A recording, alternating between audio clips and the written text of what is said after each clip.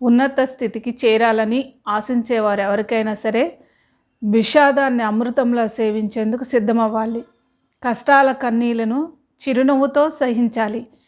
ఈ జీవిత సత్యాన్ని విషదపరిచే కథ ఇది. ఓ నదీ తీరాన ఓ యువకుడు నిలబడి నీళ్ల కోసం కడవ నెత్తిపై పెట్టుకుని వెళుతున్న స్త్రీని చూశాడు. ఆహా, ఆ కడవ ఎంత హుందాగా ఆ స్త్రీ తల మీద కూర్చుంది అని అనుకున్నాడు. దగ్గరికి వెళ్ళి ఆ కుండతో, ఓ కడవోత్తమ, నీవు ఇలా ఈ స్త్రీ తల మీద కూర్చొని దర్జాగా వెళ్తున్నావు, నీ పనే చాలా బాగుంది అని అన్నాడు.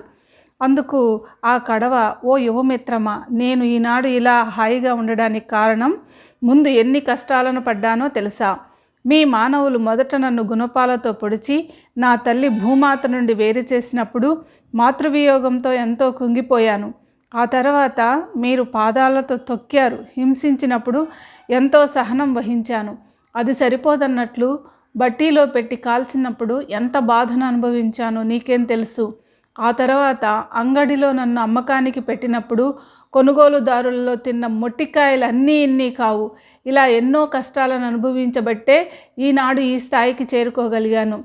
కష్టాలు మన జీవన సౌధ నిర్మాణానికే కానీ వినాశనానికి కాదు అని అర్థం చేసుకున్నప్పుడు విషాదం అనేటువంటి ఆ బాధ నుంచి, చీకటి నుంచి ఆనందం అనే కాంతి కిరణాలు ఆవిర్భవిస్తాయి.